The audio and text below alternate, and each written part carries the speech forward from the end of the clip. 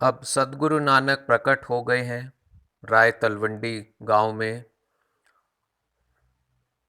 तो उस समय जो था, आज से 550 साल पहले, सनातनी या हिंदुइज्म सर्वत्र फैला हुआ था। और ये हमेशा से रहा है। हिंदुइज्म कोई धर्म वर्म नहीं है, एक एक वे ऑफ लाइफ कहो या एक मार्ग कहिए, पंथ कहिए। तो पिता कालूराम जी ने पंडित हरदयाल जी को बुलाया कि जन्म पत्री बनानी है, सब कुछ करना है बेटे का। पंडित हरदयाल जी ने जब जन्म पत्री पूरी बनाई तो उसके बाद वह पिता कालूराम जी के चरणों की तरफ झुक गए और बोलते, कालू, तेरा ये पुत्र जो है, इसके आगे पूरी दुनिया के बड़े से बड़े दिग्गज सर झुकाएंगे। ये कोई साधारण इंसान नहीं आया है तेरे घर। उस समय जनेऊ धारण करवाया जाता था। सद्गुरु नानक बड़े हुए और जनेऊ धारण जब करना था तो सद्गुरु नानक जी ने पंडित को रोका, बात करी, पूछा ये क्या है। बोलते जनेऊ है। बोलते ये पवित्र धागा होता है, ये आपको धारण करना होता है, बहुत ज़रूरी होता है। सद्गुरु नानक ने तब बोला कि हे पंडित, अगर आपको मेरे को कुछ पहनाना ही है तो ऐसा जनेऊ धारण कराइए जिससे मेरी आत्मा उस परमात्मा से सदैव के लिए जुड़ जाए। आपके पास ऐसा है? पंडित जी चुप हो गए। बोलते इसका जवाब क्या दूं? बोलते नहीं। बोलते ऐसा अगर धागा नहीं है तो मैं ये धारण नहीं कर सकता। बचपन से ही कई लीलाएं उनकी शुरू हो गई थी। कई लोगों को एक भ्रम है कि सद्गुरु नानक जी ने वेद विरुद्ध बातें करी है, वेदों को नकारा है, उनकी तौहीन की, उनकी अपमान किया है। वो अपने भोलेपन में बोलते हैं लोग। साक्षात नारायण है, परमात्मा है सद्गुरु नानक। ये कोई मामूली गुरु नहीं है, वो सतगुरु है, वो परम गुरुओं के गुरु हैं। आप परमात्मा है। नारायण के ही मुख से निकला हुआ ज्ञान शब्द, उसका नाम है वेद। और वेद वाणी ही भगवान की वाणी है। तो वेद हो, पुराण हो, गीता हो या गुरु ग्रंथ साहिब हो, ये सब एक वेद ही है। और स्वयं भगवान ने कहा सद्गुरु नानक के रूप में, वेद कतेब कहो मत झूठा, झूठा सोचो ना विचारे। इनको झूठा मत कहो, ये इनको सोचना ही गलत है कि ये झूठ है। असल में हुआ क्या है, सद्गुरु नानक जी ने, जैसे अभी जनेऊ वाली लीला हुई, फिर बाद में जब प्रसिद्ध घटना आती है, जब लोग सूरज को जल अर्पित कर रहे हैं, तब नानक जी दूसरी तरफ मुंह करके जल अर्पण करते हैं तो लोग हंसते हैं, पूछते हैं क्या कर रहे हो? बोलते मैं अपने खेत में पानी दे रहा हूं। तो वो ये सब अनेक लीलाएं इसलिए करी कि लोग कर्म कांड में फंसे हुए थे। उनका दूर दूर तक कोई वास्ता नहीं था कि भगवान से उनको इस जन्म में उन भगवान भगवत प्राप्ति करनी है, भगवान को जानना है, वो ज्ञान प्राप्त करना है। तो उस कर्म कांड से हटाकर लोगों को सही मार्ग पे लाने के लिए उन्होंने तमाम कर्म कांडों का खिलाफ बोले। और वेद विरुद्ध सदगुरु साहिब ने कभी कुछ कहा ही नहीं। वेद विरुद्ध अगर होते या वेद की तौहीन अपमान करते तो गुरु ग्रंथ साहिब जी में, जहां एक तरफ भगत कबीर राम का नाम ले रहे हैं, वहीं दूसरी तरफ अल्लाह भी बैठे हैं, वहीं रविदास और त्रिलोचन और नामदेव अपने माधव गोविंद गोपाल के भक्ति में मगन है। तो ये सब नहीं आते। तो इसलिए ये कहना कि वेद विरुद्ध भगवान ने बात करी, सदगुरु ने बात करी, ये एक उनका ही अपमान है।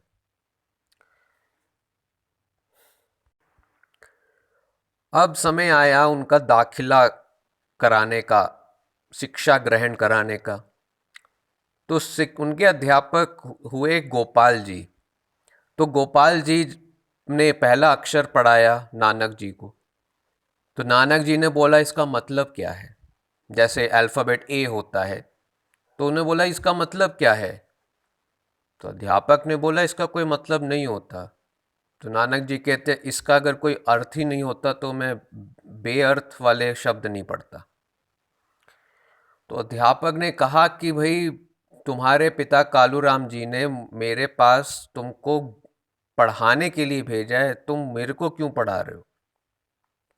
तो उन्होंने कहा कि भाई जिस अक्षर का कोई अर्थ ही नहीं है उसको पढ़ने से फायदा क्या है।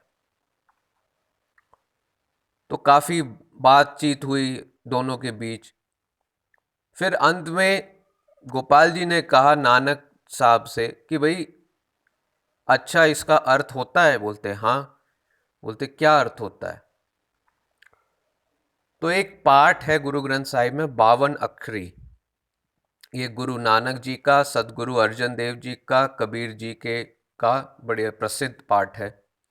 इसमें एक एक अक्षर का सदगुरु नानक जी ने अर्थ बताया, शब्द बताया।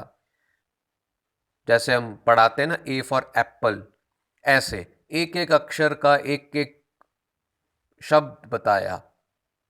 तो गोपाल जी ने उनको पकड़ा, कालूराम जी के पास ले गए और बोले कालूराम जी आपको कुछ भी पढ़ना हो, कुछ भी ज्ञान प्राप्त करना हो, आप मेरे से मत इसको मेरे पास भेजिए, आप स्वयं इसको इससे पूछ लीजिए। ये यहाँ से पढ़ा हुआ नहीं है, इसको पढ़ने की कोई ज़रूरत नहीं। ये परमात्मा का पढ़ाया हुआ भेजा हुआ बंदा है। तो ऐसे शुरुआत हुई उनकी और कई फिर लीलाएं हुई। नानक जी जब सुल्तानपुर लोधी में रहते थे और तब एक दिन जो एक प्रसिद्ध घटना घटी, वेण नदी में 3 दिन के लिए नानक लुप्त हो गए, आए नहीं वापस। तो उनकी बहन बेबे नानकी जी के पास सब औरतें आई और बोली कि नानकी तेरा भाई, तेरा वीर नदी में डूब गया है। बेबे नानकी जी ने इतना सुंदर शब्द कहा, वो कहती है कि जो सबको भव सागर से पार लगाने वाला आया उसको कोई डुबा नहीं सकता, उसको वेण नदी क्या डुबाएगी। केवल उनकी बहन को ये रियलाइजेशन हो चुका था कि ये एक साक्षात परमात्मा ही मेरा भाई बन के आया है, ये कोई आम साधारण इंसान है ही नहीं। नानक जी जब चौथे दिन वेण नदी से प्रकट हुए बाहर, सबने पूछा कहाँ गए कहाँ गए। उन्होंने कहा मैं सचखंड गया, सचखंड जहाँ निरंकार वसता है, जहाँ वो निरंकार परमात्मा रहता है। और तब उन्होंने जो मूल मंत्र और जो गुरु मंत्र वाहे गुरु, इसका उच्चारण किया। पुरातन जन्म साखी में इस घटना का बड़ा सुंदर वर्णन बताया गया है और ये बताया कि वहां क्या हुआ। तो परमात्मा ने, अकाल पुरख ने 3 वचन कहे। पहले,